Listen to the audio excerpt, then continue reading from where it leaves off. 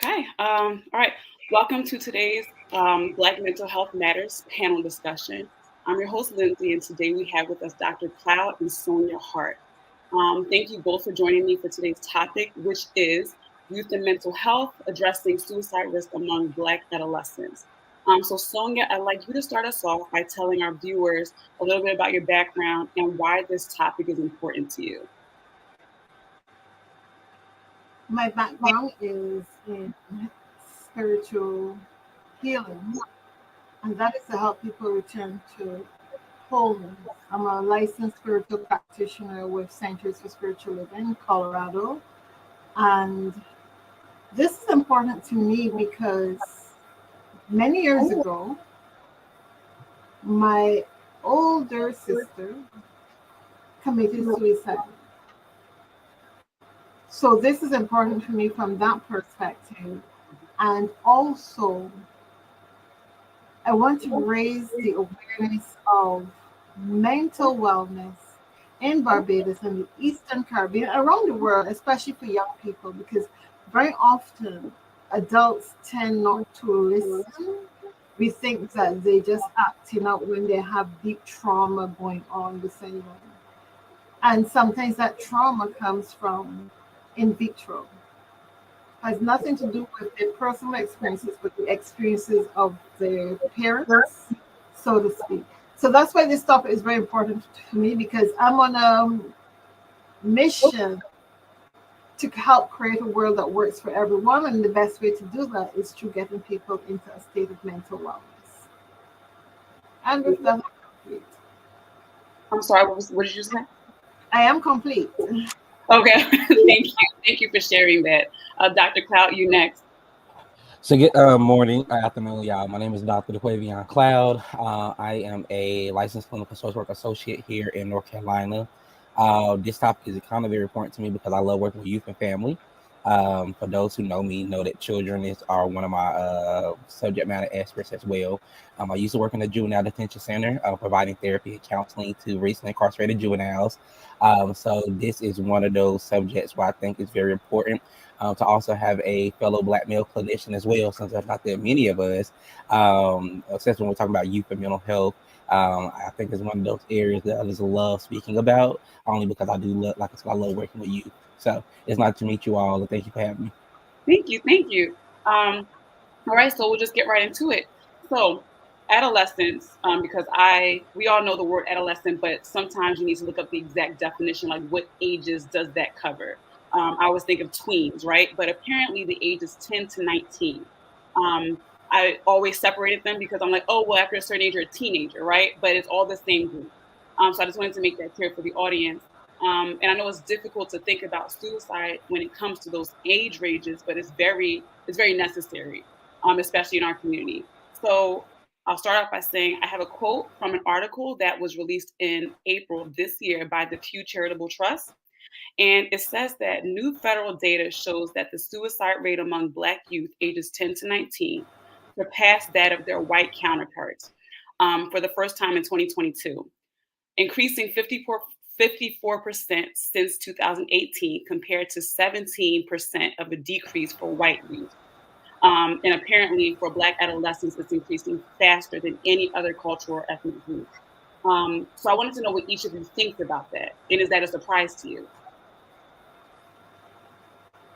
I'll let Miss Sonia go first. Well, basically, I'm going to go back to your definition, where you stated that mental illness can start from as young as 10, and that's the definition of adolescence. I think that from my personal experience, I've seen where mental health issues have showed up in children very, very young. But this is always seen as, oh, the child is just acting out. For me, I think that addressing these issues at this stage is important. If you can get them when they are young and really treat the trauma, then that is important. That's my thoughts on that. You know, the early intervention, I Makes think a big that's difference. Yeah. Okay. Dr. Cloud? So I think when we're looking at, first of all, I didn't know it was considered at 10 to 19. Okay. Typically, when I think of adolescence, I'm thinking 10 to about 17, only because once you become 18, you're now legally an adult. Right. Like, right? Like, you're legally adult. And then by the time you're 21, you're at the legal age you can drink. And then, usually puberty ends around, for men, usually ends around 20, usually ends around that age too. Okay. Because women, they start puberty quicker. So in my head, it's like, okay, when I think about adolescence, 10 to 17 is usually that range. But the Okay. good thing I think is along that 10 to 19 is that a lot of our adolescents, your brain is not fully formed until the age of 25. So you still have the capacity to make those childish decisions or those decisions that a teenager or adolescent would. And so I think it kind of hearing that kind of lets you know that there is wiggle room, because you have to be 18 to be diagnosed with a personality disorder. But then, yeah, so like histrionic personality disorder, bipolar person, all of that, you have to be 18 to be diagnosed. But if we're saying the ages 10 to 19 is adolescence, then how are we able to diagnose an adolescent with a personality disorder if Mhm. technically they're not even an adult yet? Right. No, thank you for that. I had no idea. I figured get diagnosed whenever you start showing those signs. No, Um, and we have a history of diagnosing children before they are at the age uh to fully know themselves. So you'll usually see around like the ages of 9 to 10, you'll start seeing like a lot of, especially African American boys are diagnosed with ADD, ADHD, ODD. It's like the typical defined disorder, hyper deficit disorder, like mhm, attention deficit disorder. Usually you start seeing that being diagnosed a lot in like African American boys around the ages like 9 to 10, because mhm, at that age they're hyper. They love to play. They're hyper. They're energetic. mhm. But the thing is, if we can't diagnose you till you're 18 with a personality disorder, why we diagnose you at the ages of 9 to 10 with a mental health disorder when you haven't even discovered yourself yet? Valid, 100%. Yeah, and sorry, you're teaching me. So I'm processing that. That's very interesting. Thank you for sharing that. Um, so I guess my next question is, because it kind of does talk about the difference between males and females. Like you said, males, adolescent males are diagnosed with those hyperactive disorders very early. I have another statistic from Johns Hopkins, that boys are 4 times more likely to actually die by suicide than girls. However, girls are more likely to attempt suicide than boys. So I'm curious to know what each of you thinks about that. And to be fair, I just want to let you know this is not based off just the Black community, but I'm assuming if we were to narrow down the statistics, it would probably be the same thing. So what is that? What does that spark in your brain?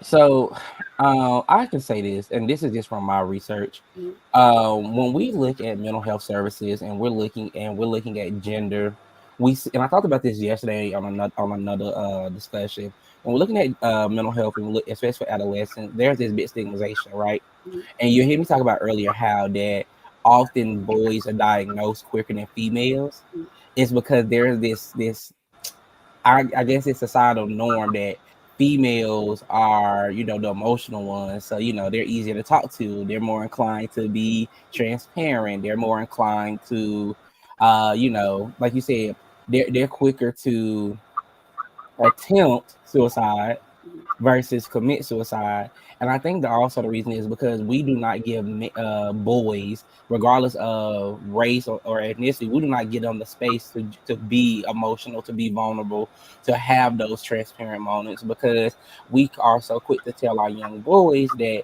you must be a man, right? Boys don't cry, don't be soft, toughen up. And we start to see that this leads into what we call that hyper or that toxic masculinity. And we start to wonder why they're starting to be withdrawn. And then you see that mental health issue starts becoming apparent, and then that's where they come to that commit suicide portion. That's just my viewpoint. Now I want to hear from Miss Sonia, because I know that hers is different. Well, Where's yours? not really.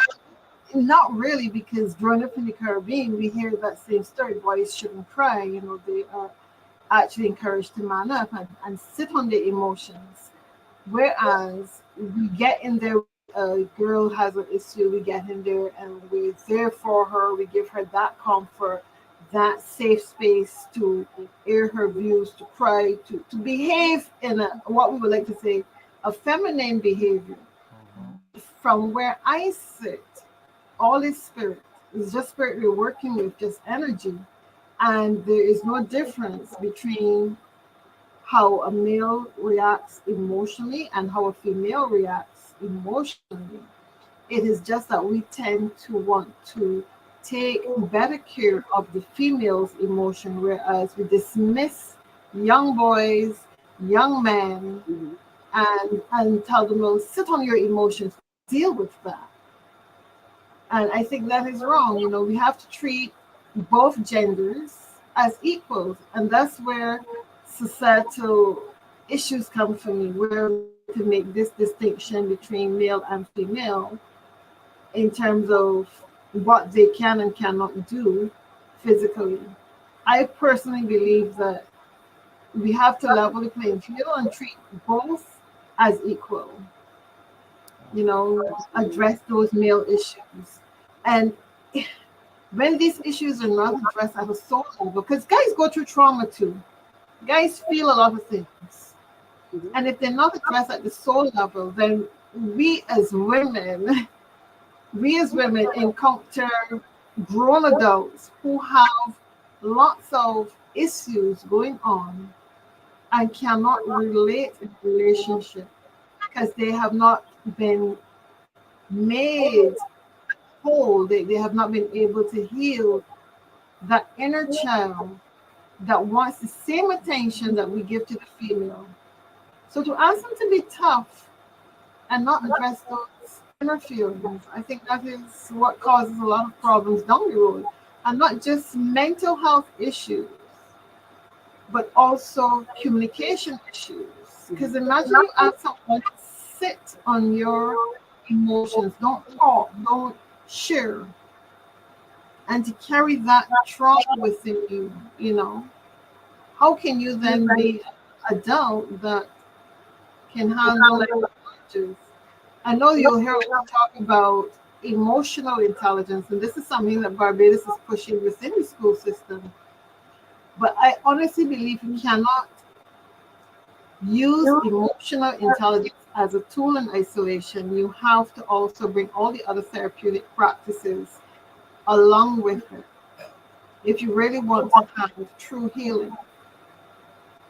Absolutely. Thank you for that. So these next two questions will be directed to each of you individually. So I'm going to start with you, Sonia.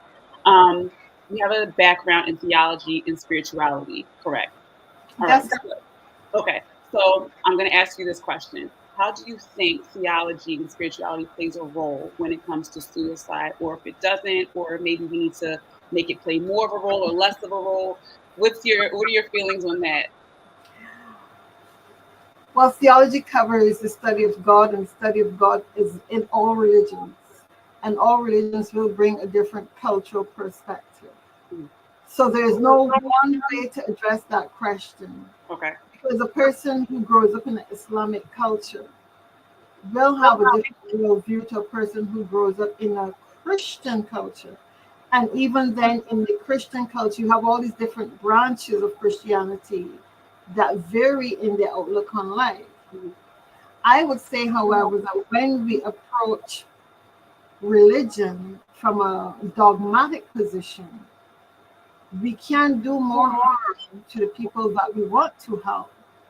But if we encourage spirituality, you know, to look at the world through a spiritual lens where all people are equal, regardless of the spiritual practices, or so let me rephrase that, regardless of their religious practices and culture, then we can see real healing taking place in a theological setting. But we have to move away from being dogmatic with this is right and this is wrong, and treat people at a level of humanity. This is a human being.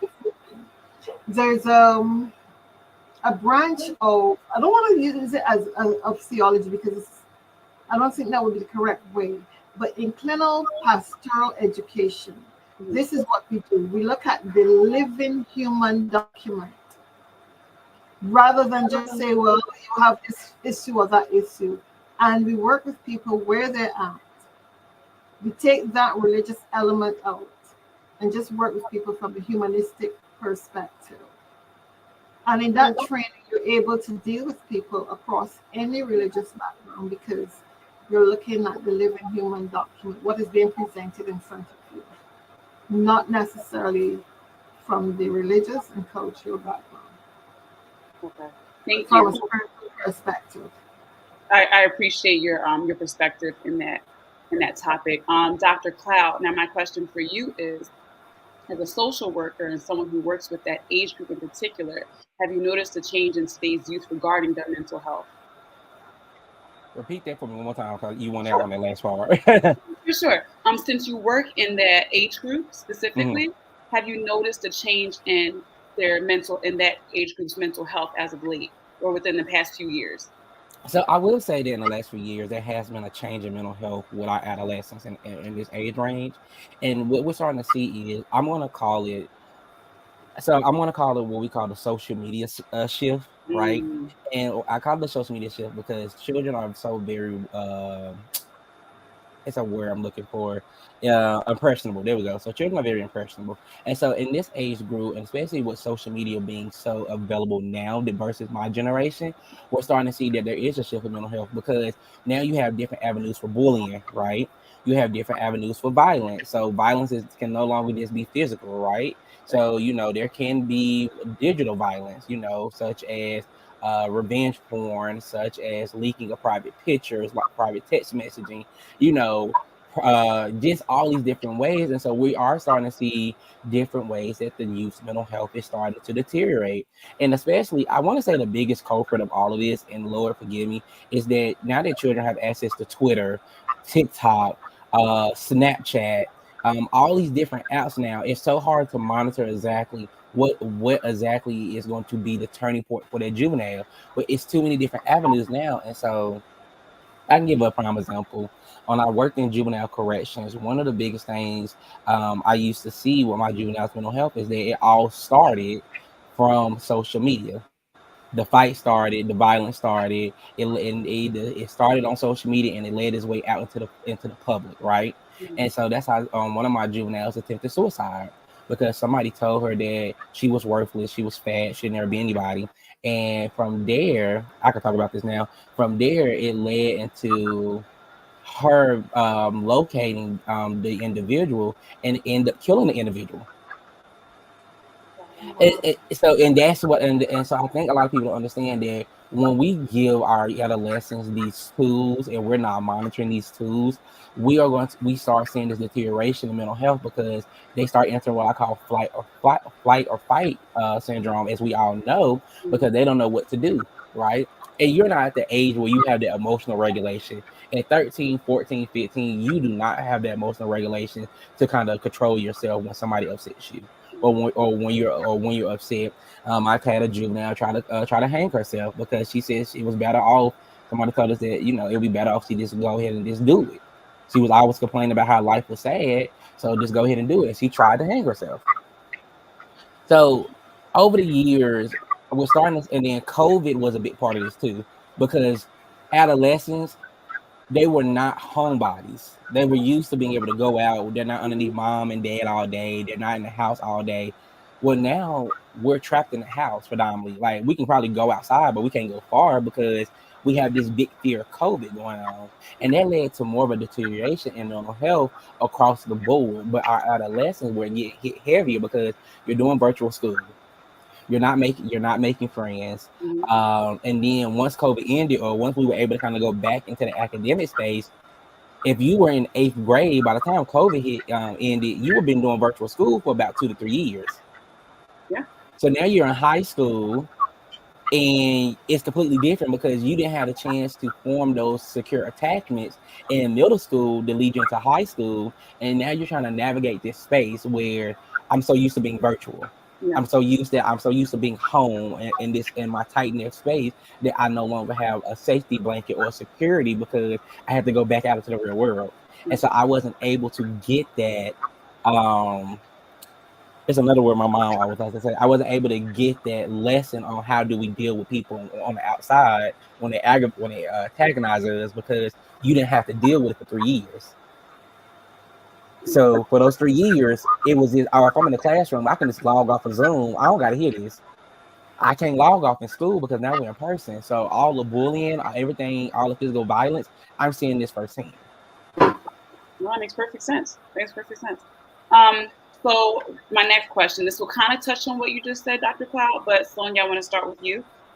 So I read that there are a few factors that cause adolescents to attempt suicide, including family changes like divorce, moving out of town, friend changes, things like that, and also just general growing pains. So I guess my question, because I assume we're of a certain generation, the three of us, so we know that this is nothing new. You are always moving. We were always moving around, making new friends, going through the change, the crazy change that is adolescence.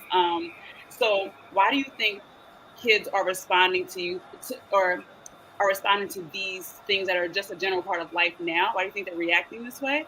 And then more specifically, do you think there is a difference between how our Black youth responds as opposed to their counterparts? That's a loaded question. A really loaded question. Okay, all right. I can break it down if you like.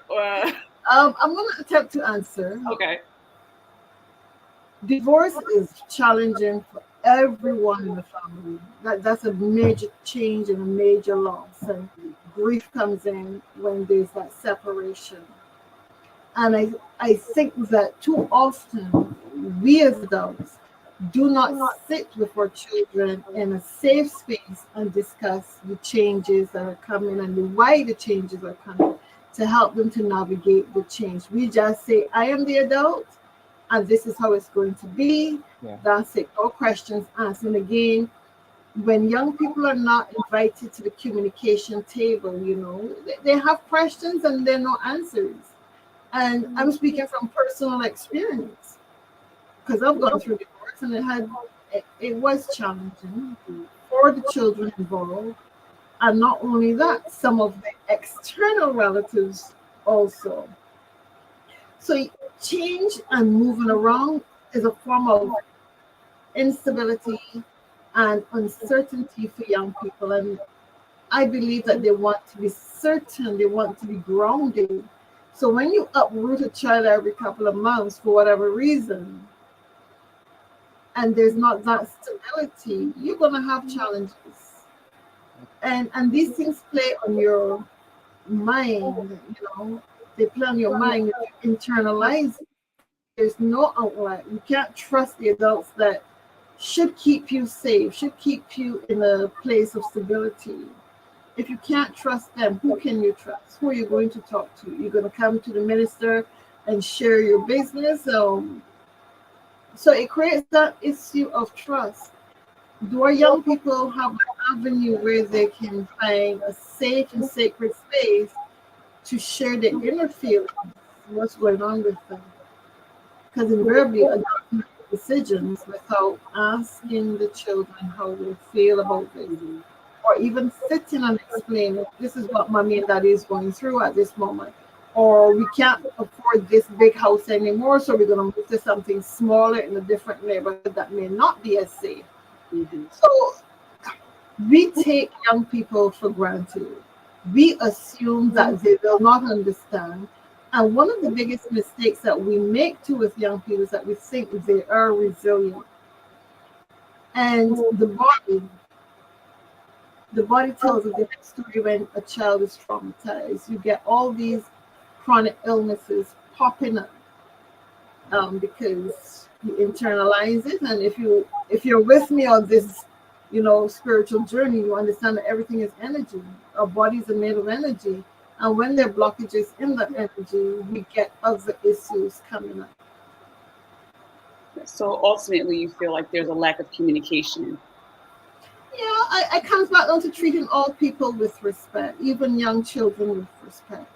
Being open to listening to their fears, to listening to their hopes, asking questions. I think that we're in a society today where we're too busy to really develop a safe family environment. And again, I'm speaking from personal experience where you're like ships writing in the night, you know, you barely have time to help with homework. You're so busy getting your own life together that the children suffer. Yeah. And, you know, I've made it a point after divorce to get my children that psychiatric help that I thought was necessary.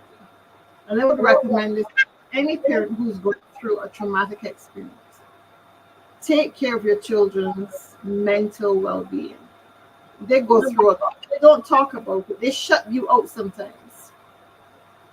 So I guess, so I'm not challenging you, but I just want to delve into that a little bit more. So I totally agree that there should be communication. I feel like we assume that kids can't handle certain things, and in fact, they can handle a lot more than we give them credit for. That being said, historically, parents were never very forthcoming about grown-ups' business. So I'm curious as to why now these changes are a problem for the youth when we, especially as a, and I don't want to speak for everyone's household, but in general, as Black and brown people, we don't really talk to our kids and say, this is what's going on. This is for the adults to deal with. And as long as you have food and a roof over your head, there should be no questions asked. So do you think maybe, for lack of a better term, our youth is just, they're not as resilient as kids in the past? Were we really resilient? And that's the question. Were we really resilient? Because we may be good at camouflaging our trauma, putting on a big bright smile and going out to the world. Mm-hmm. But what our pictures in our life tells the true story about what's really going on with us internally. Mm-hmm. Communication is important. And I would dare to say that my belief is that every soul that comes in each era comes back as a more evolved state of consciousness. Okay. So I believe that young people today, if you sit with them and you talk to them, we can learn a lot from them rather than be dictators in their life, you know, have that balance where we work as a team, as a family, where we value all the voices in the family. We can learn a lot from young children.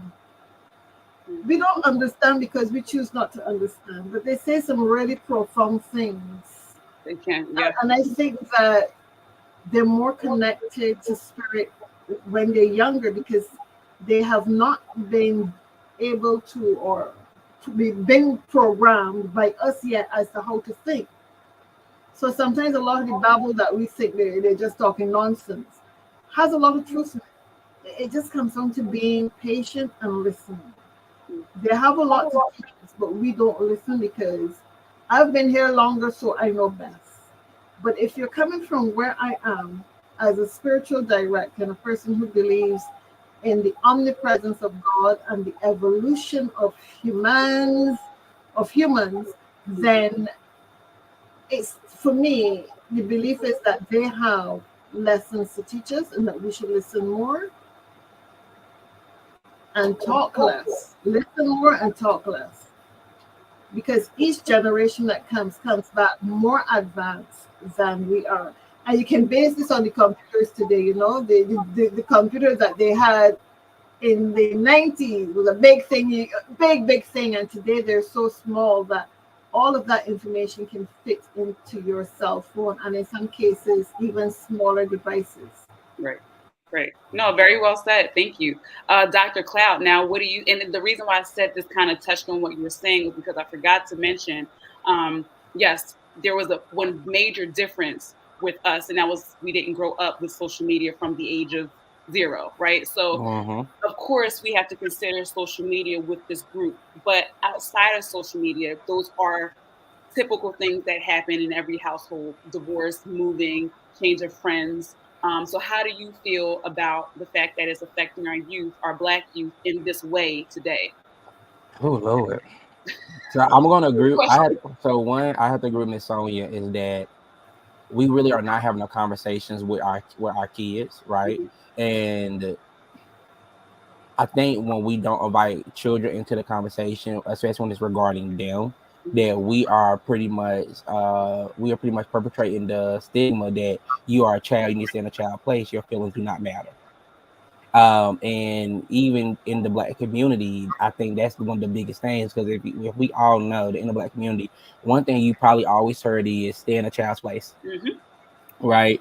Or my favorite one is whatever happens in this house stays in this house. Oh gosh, yes. Right, Yes. right. You've heard this, and I think regardless is that, especially from our generation, right? And I'm from, I guess I'm a millennial or whatever, I don't know. Whatever generation I'm a part of, right? We so often heard that stay in the child's place. Whatever happens in this house stays in this house. I can give you something to cry about, because especially on your emotions was not, was not it. Yeah. And so now I'm trying to give you the right words for it, because I know me. And so now that we have these this generation, my generation, our generation, now that we're getting older, we're coming up, right? We are now more outspoken about our mental health. We're more vocal about our mental health, because we were so suppressed as children, that we didn't have the chance to have a voice. And now that we're older, we're finding that voice. But this generation after us is way different, because, like we talk about with the inclusion of social media, they got every outlet to talk about how they feel. Yes. That I can log on to Twitter right now, and I'll probably see 10 different posts talking about how they feel.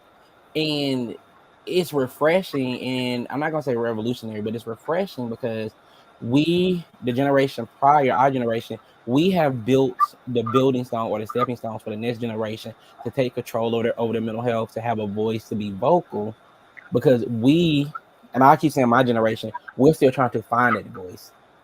A lot of us still do not have that voice. When we get to, a lot of us are still in these family circumstances or dynamics where, like, from my own personal example, my grandmother is from the boomers generation. Okay. And so me and her, when I tell her about how something makes me feel, she looks at me and say, okay, well, what you want me to do about it? And it's not because she's being insensitive. That's just not how she was raised. Right. She doesn't know how to handle. She's like, okay, so what's the purpose? Like, it's learning that I have to navigate that space where, like, okay, let's talk about this, because what's this going to cause a divide versus the next generation. My little brother and sister, they're 8. They just turned 8.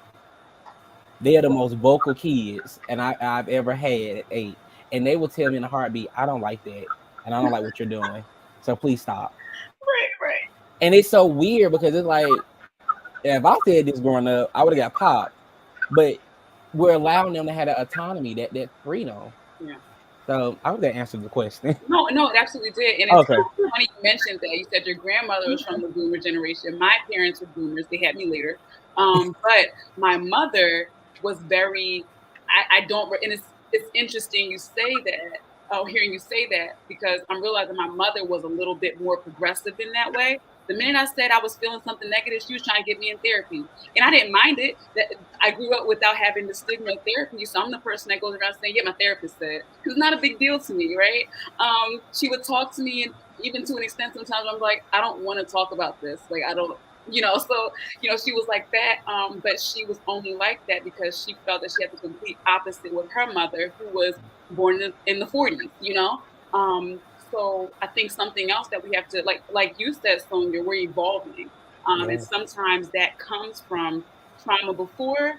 And I wouldn't say that my mother necessarily experienced trauma with her mother, but I mean, one could say it might be a little traumatic, whether you know it or not being able to express yourself. But what do you get? What else do you take away from someone who was born in the 40s and who was raised by someone who was born, probably the early 1900s, So it's interesting that you said that.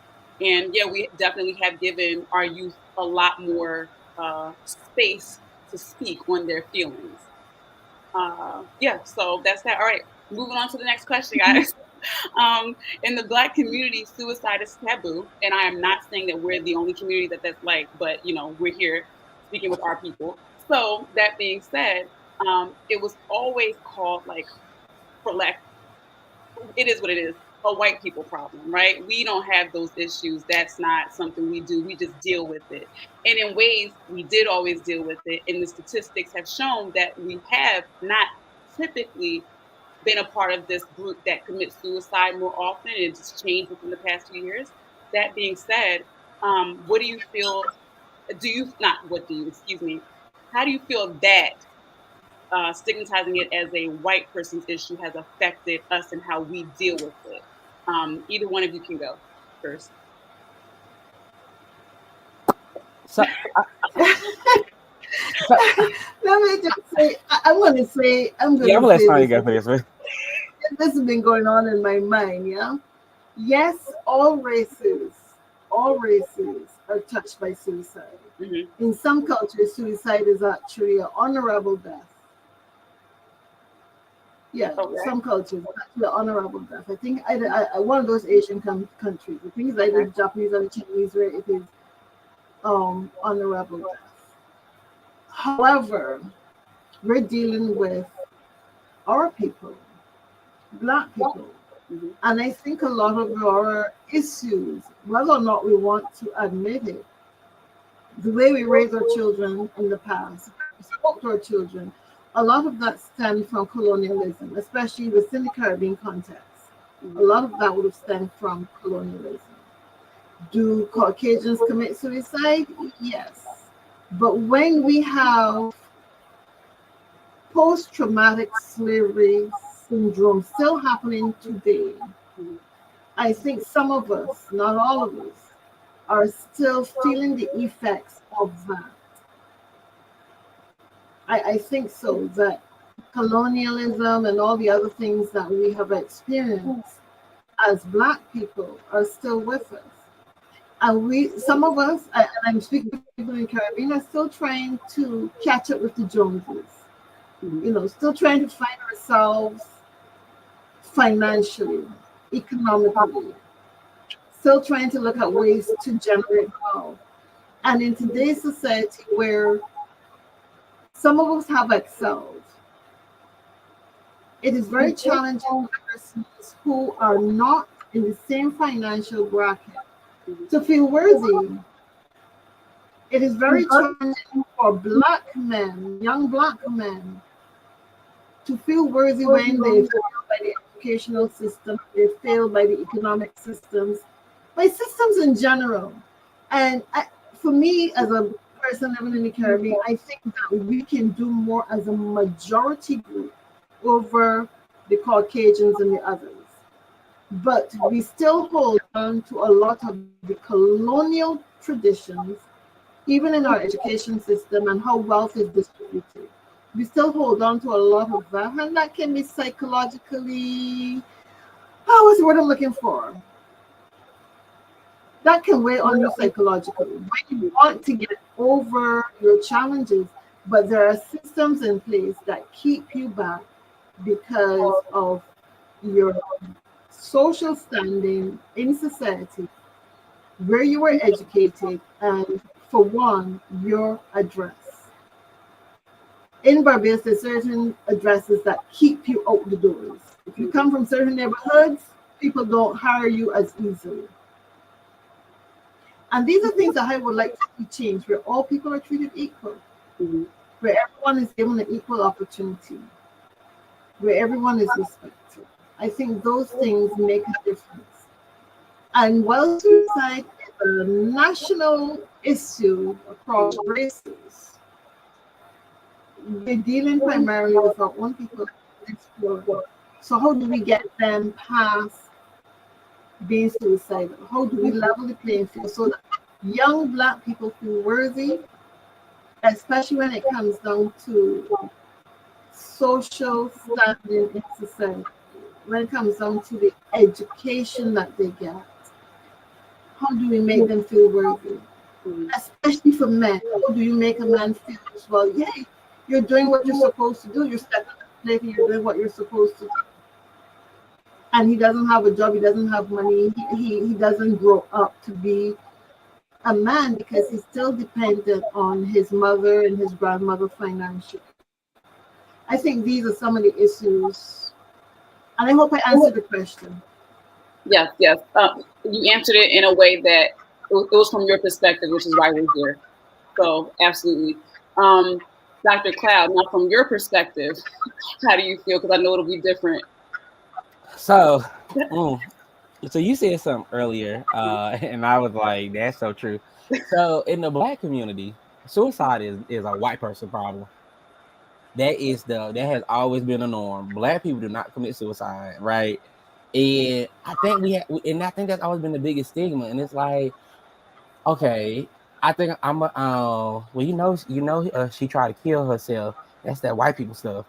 And you hear that, right? Because we act like that as, and Miss Sonia said it as well, that suicide is not just a one culture thing. It's not.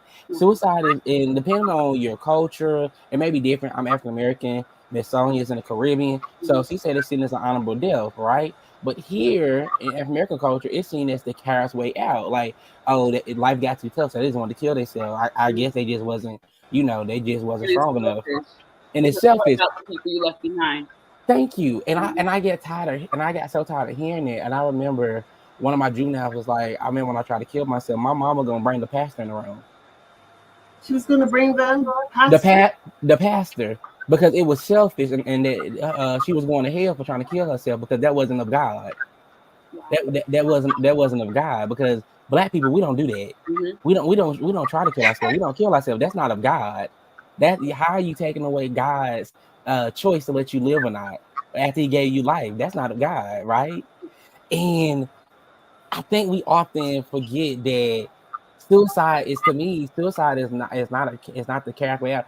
To me, I tell everybody, and as a social worker, it may be unethical, it may be not traditional. I tell everybody, if you ever get to the point where you feel like life is too much for you to handle, and you feel like that suicide is the only way out, of course, I'm gonna do a suicide risk assessment. Of course, I'll probably have you involuntary committed if I need to, if you meet the criteria.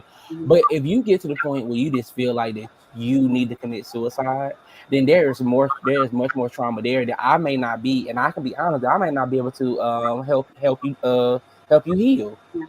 And it may take more than just me, because I'm not one of those therapists who believes that we're gonna go to the church on this, right? Because honestly, the church can also be the biggest part of somebody committing suicide. Because if you telling me I'm going to hell, I might well just play the bet out. Right. Like, I might just see what the end gonna look like. At this point, you already said I'm going to hell. So what's the worst that can happen if I kill myself at this point? That's the ultimate already. Yeah, like, what's the worst we can do here? And so I think that as Black people, we have to pretty much let our juveniles know. And Miss On said it too. Black men is one of the biggest categories where if a Black man commits suicide, or a Black boy, then he's seen as less than, like, he wasn't man enough to handle these circumstances. And I think my favorite story and my saddest story is about the young man who killed himself. He was a young Black man. I can't remember his name. He was gay. He was only 10 or 11. He was bullied for being gay. He killed himself. And when the story came out, a lot of people were sympathetic, but then you seen the comments talking about, well, he should have never been gay. Right? He should have never been gay, right? His mama should have had a man in the house. He probably wouldn't have killed himself then. And it's stuff like that you see, and I always tell people, the reason why people commit suicide and y'all find out later is because they don't want that stigma that you're finna give to them. Because if I come to you and I say, I've been thinking about committing suicide, the first thing you're gonna tell me to do probably is, did you go to God about it? Right? Did you talk to your mama about it? Right? Have you had a spiritual meeting with your spiritual advisor about it? Right? Do you know you can go to hell? That's not of God. If I'm already going through a mental health crisis, I'm already at the point where I'm thinking about killing myself. Why are you gonna burden me with more stuff on top of what I'm already dealing with? Baby, at that point, you might just tell me to take the gun, to take whatever method I'm going to use, and just do it myself in the quiet of night. Find out when you see my suicide note the next day. And I've had those type of situations before, where the next day the parents, like, if I just would have listened versus bombarding them, this probably would never happen. Because I've lost juveniles before. I've lost a juvenile before the suicide, and the parent has called me, and it's not nothing that I ever want to experience again. Because trying to console the family, while also trying to figure out where did I drop the ball at, and how did I miss it. It's not a feeling that any social worker therapist ever wants to have. Of course, of course. Sonia, you can absolutely choose not to answer this question if you like, or prefer not to. But I want to ask you. You did mention that your younger sister, Older. your older sister, committed suicide. I'm assuming years ago. Oh, that is over 30 years ago. Okay, so you were a young girl at the time. Between 36 and 35 years. Yeah, she was 22, I Okay, think. I so think one. She was very young. okay, so I wanted to ask you, as someone who was, I guess, you know, left behind, how does that affect you? What were the emotions that you went through, and how do you, as an adult now, say, how are you at peace with that? Uh-huh.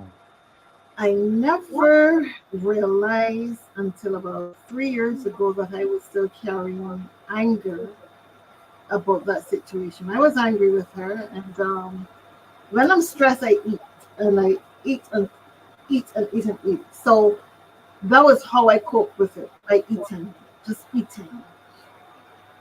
And when I was going through my practitioner training, and it came up because we had to deal with suicide, and I remember saying, well, this is how I will handle anyone who comes to me with those thoughts.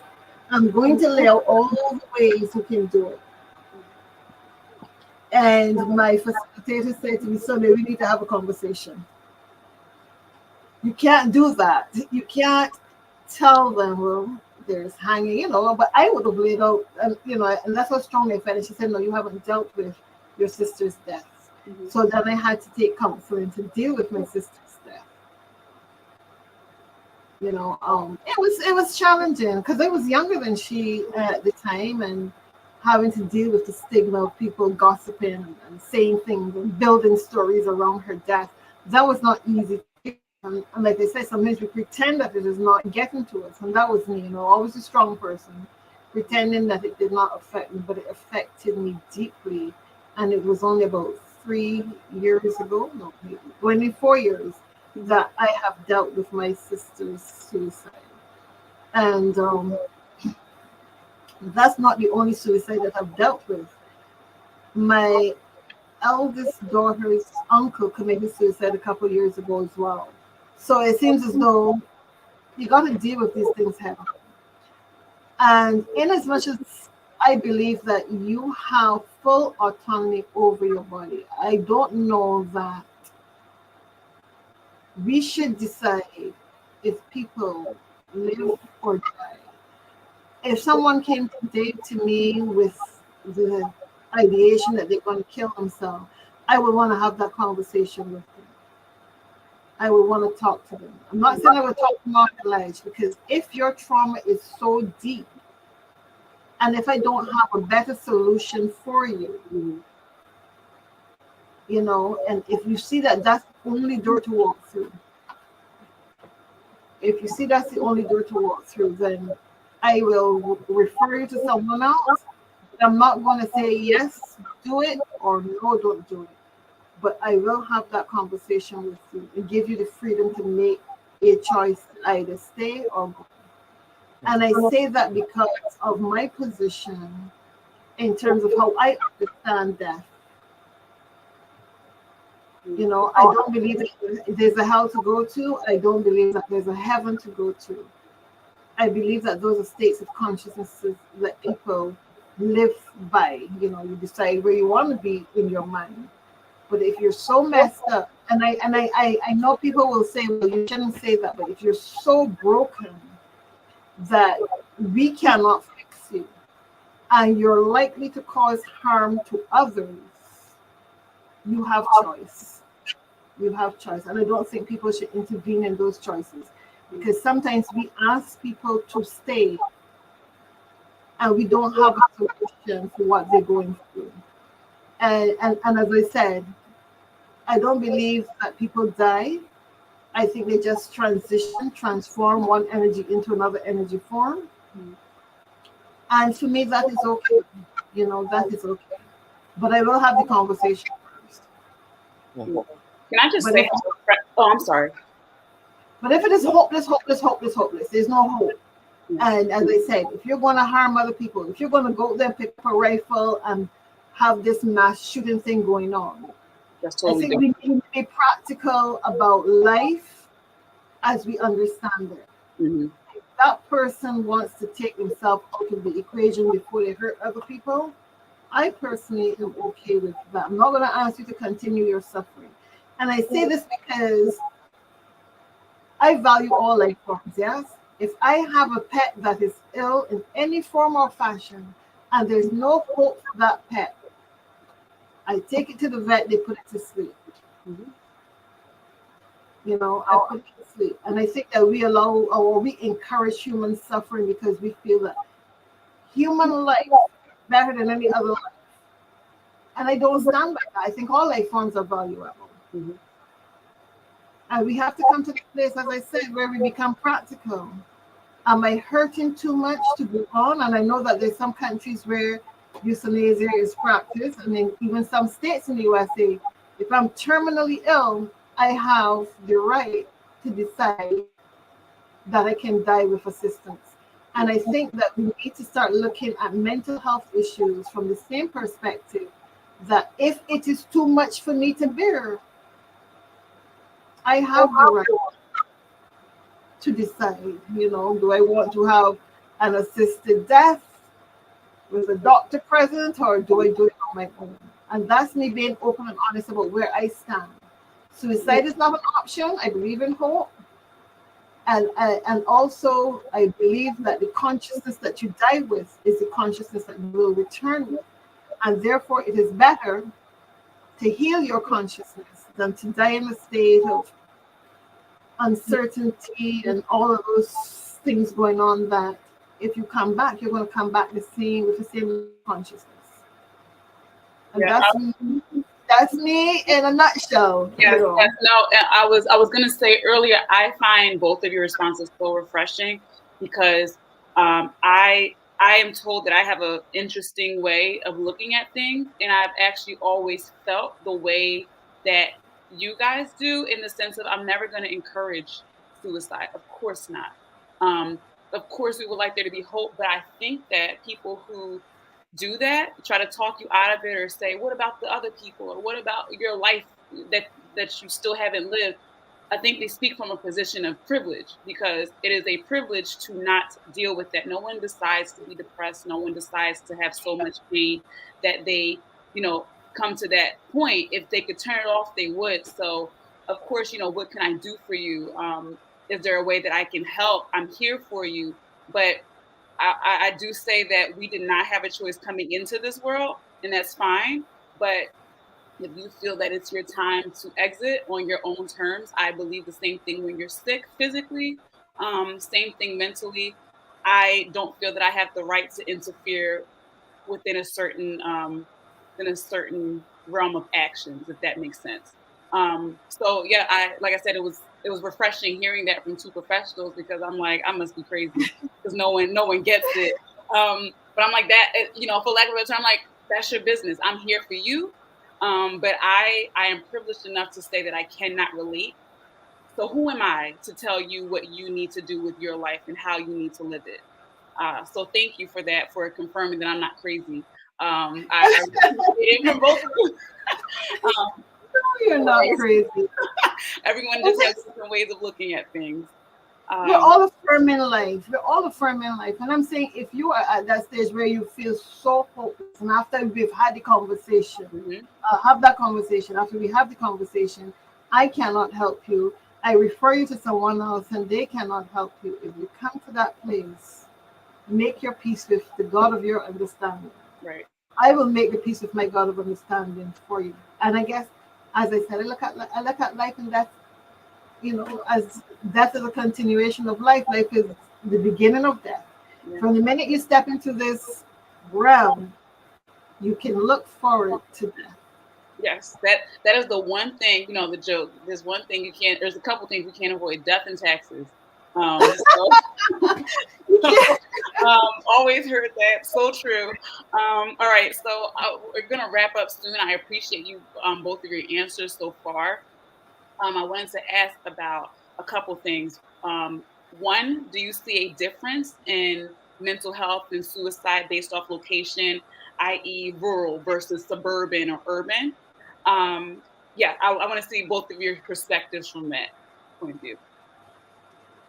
Wow, you asked some tough questions. I'm sorry. You asked some tough questions. I don't think there's a difference. Okay. I don't think there's a difference because where you live and how you live does not really define what is going on with you mentally. Rich people suffer from mental health issues. Poor people suffer from mental health issues. And I think, as I said before, I think for some people, a lot of it is passed on from one generation to another.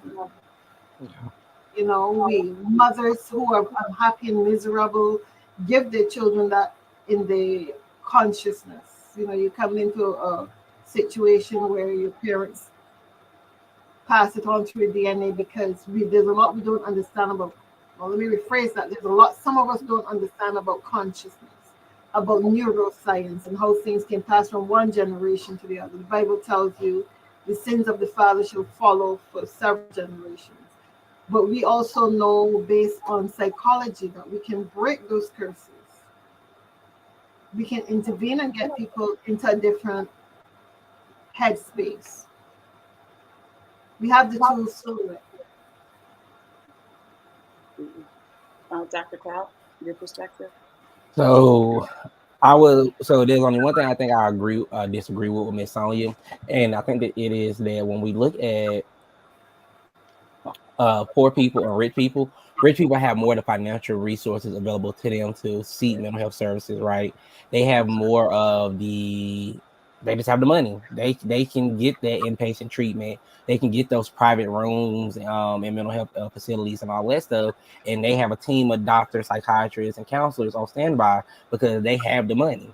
Versus those people in low socioeconomic statuses, they don't have that same type of affordability or that same type of privilege. You know, they pretty much have to get their mental health services to what either their insurance can provide. And if they don't have insurance, what they can find free of charge, right? And it may not even be full thorough assessments. It might just be simple. Well, you know, we're able to give you 6 counseling sessions for 30 minutes, and after that, we have to refer you out, but you may not be able to afford it because you can afford this. And so I think sometimes we have to look at that as well, that socioeconomic status does matter. Now, when it comes to rural areas and suburban areas, I think it depends on how far in rural areas are we talking. If we talking about deep backwoods country, where they got 2 stoplights, 1 stop sign, and then the main hospital and the general store all on the same dirt road, then we have to look like, okay, then y'all know that probably health literacy here is probably low. Right. You know, and one of my close friends grew up in that type of area, deep down in Mississippi. You know, he was like across the river. He was like, all you can see is farmland. He was like, the closest hospital is 45 minutes away. He was like, and that's if they can get there in time. He was like, that's how he grew up. He was like, now that he's older and he goes back home, they started to add a little bit more now. But back when he was growing up, if you were in labor, you better hope there was a midwife or somebody around who knew how to deliver a baby, because you might not make it to the hospital. The hospital might not get there in time, but you might not even make it because that's a 45-minute drive. That's straight 45 minutes. He was like, that's it. No matter if you speed or not. He was like, and sometimes most people that have cars. He was like, so how you got your stuff is through the general store. So I think it can depend. And when we talk about like suburban areas, like big cities, stuff like that, there's always an agency there that can provide mental health services. And I think it's just utilizing the resources available to you. But again, if you're in a rural area, you may not have that as well, especially if you're in, like I said, if you're in a rural area where there's really not much around for you to get to within a time frame. To me, anything past 30 minutes, I cannot get to it. I would tell people that if it's past 30 minutes, that's far. You know, when we talk about accessible care, that means that my clients are able to get to me in less than 25 minutes. That's how I look at it. If you have to go over, if it's farther to get to me from where you live at, that means that I am not accessible care. Accessible care is I can get to you in this amount of time, and if I'm experiencing an emergency. No, and because some rural areas don't have Wi-Fi, or they may have Wi-Fi, but it may not be like the best Wi-Fi because it might not be that many towers out there. So I think those are the things that I look at when we talk about accessibility, and we're looking at those different things, socioeconomic, where you're living at as well. And then if you're homeless, and as I tell anybody, if you're homeless, how do I really give you access to care? Because a lot of homeless people don't even come in for medical treatment. The only time you see homeless people come in for medical treatment is when it gets cold because they need a bed. Because the local shelters are probably all full. So that is when we see them. So, no, you're absolutely right. Actually, when you mentioned the difference between rich people and poor people, I immediately had a memory because I learned this recently. I've always grown up from watching television, different shows, comedies, and things like that. You see rich white women typically have volume, right? Now, I never knew what volume was. I never thought about it until I was an adult. And, you just come across things, and I'm like, Valium is an anxiety medication. I always associated it with, it's just something that when they have rich people problems, they say, I need a Valium. So growing up and realizing, I'm like, they've had access to Valium for generations, and we're just now acknowledging that, you've always heard our elders say, it's my nerves are bad. And I'm like, that's the anxiety. You need a Valium, so I just thought about that. And you're right. There's a huge difference between how they deal with things and how we deal with things. And it's really just access. I don't think any of us grew up with, our Black family members or counterparts saying, oh, I need to reach my Valium. We said, I got to go to work. My nerves are bad today, but I got to go. So interesting point. All right. So for the final question, Sonia, you can start us off. What do you feel we can do as a community as far as preventing these things, or not these things, specifically suicide in our Black youth? And I ask that specifically because a lot of this is, in a sense, new. Like I just, the first thing I asked, I provided those statistics where within the past 2 years, since 2022, actually 2 years, that's a couple years, the suicide rates in our community have skyrocketed. So do you think that we don't have enough research yet to figure out what the fix would be? Or do you think we kind of know we have access to what we should do and we just need to move on from there and take action? If we wait to do the research, we will have more suicides. I think we need to become proactive, and at the community level, have those little safe spaces, create safe spaces that young people can come to with adults that can be trusted. Not all adults who work in this field can be trusted. I know for Barbados has a very small place. It's like a little fishbowl, everybody in one little fishbowl. It is very difficult to get that trust from young people. They're always going to feel somebody's going to tell my story, and they don't want their stories told to all and sundry. So I believe that at a community level, we need to create safe spaces where young people can come and be with adults or even their own peers, We can train peers, young people, to help navigate the issues that other young people are going through. And we need to raise the awareness also through education programs on mental well-being. We need to get adults into classes where they can be educated on how to communicate with their children, what signs to look out for when things are not going right, and how to also navigate their personal lives so that there's not that deep negative impact when there is separation or they lost their job or whatever. We have to go do some backtracking and work with the other generations, bring them on board where this is what's happening. Heal our lives first. We have to heal our lives first. And maybe not necessarily heal first, but while helping young people, we still have to work on healing our own lives. You can't just throw it up in arms and say, well, the therapist got that, and then the child comes back home into the same environment. Because that's like taking a bath and then rolling up in mud. So you have to bring everyone along on the journey. Right. Absolutely. And the other thing too, and this weighs for me heavily here in Barbados, because I believe that teachers, people who are interacting with young people daily should also be trained to see the symptoms of issues coming up. And they can be our first point of not necessarily diagnosis, but making that awareness that something is going wrong with a child and start early intervention. And you know, I don't know if we have it here yet. I haven't investigated, but I think we need to have more trauma-informed classrooms across the board. And again, teachers have to play their part, parents have to play their part, and spiritual directors and ministers also should be trained not just to deliver a biblical message, but to really work with helping people to transform their lives at a different level. Because very often you go to the church and they'll tell you, oh, well, pray about it. Go to confession. Read this psalm. Trauma is a thing that sits in your soul. You know, the soul directs what is happening. Your subconscious mind is what makes all of your activity happen. It is like how we just breathe. You know, you're breathing, but you're not thinking about breathing. That's how the subconscious mind works.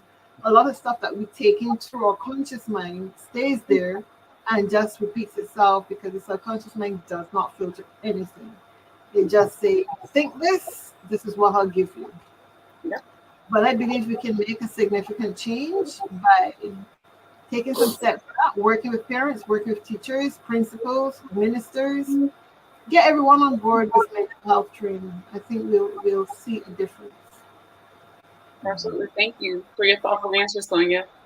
Dr. Cloud. So the question is around change. Let me make sure I got this right. And so I think when we're looking at changing, I think that we have to, and Ms. Sonia said it well. She pretty much said everything I wanted to say, but I think I'm gonna add here. We have to have safe spaces for people to be themselves. I've always believed in meeting people exactly where they're at in life, and the best way to do that is by having safe spaces. And so if we want to see the change, if we want to see a more vulnerability with mental health in our black youth, if we want to see a reduction in suicide, right, or to have these open conversations about suicide, we must first have a safe space for that person to be in. I always tell people, if I'm not comfortable around you, if I don't feel secure around you, I'm not going to be open around you because I don't know you. And I do not want to feel like I am being judged by what I'm going through. So there's no reason for me to open my mouth. Right. And so my biggest thing is a safe space. I tell everybody when they come into my office, this is a safe space. You can talk about anything in my office within the three things of confidentiality, as we all love to say. But you can talk about anything. Be yourself. Be who you originally are. You don't have to be poised and proper with me. If you want to cuss. I don't care. I'm probably gonna cuss with you. Because my goal here is to help you. I can't help you if you come to my office being a shell of yourself. I want to see your whole authentic self. If that person is loud, boisterous, if that person is shy, and introvert, show me who that person is so I know best how to help you. This is your safe space. This is your time. I'm just here as a tool, as a guide. Therapy is for me to be a guide. I can help you get to the solution, but you have to first guide me along the troubles or the rivers of your troubles so I can land you into the dock. That's what I tell everybody. So it sounds like the common place we're in is we need a safe space for communication. Yes, if you don't have that safe space for communication, then you really do not have a building block to do anything. Right. You have nothing. Yeah. Okay. Well, you guys said it best. Thank you so much for your time today, your expertise, and your perspectives. To the audience, thank you for joining us for today's episode as we discuss this extremely important and not nearly talked about enough subject matter. And I hope you learned as much as I did from Dr. Cloud and Sonia Harte. And we'll see you next time. Thank you. Thank you all. Bye-bye. Thank you all. Until. Okay.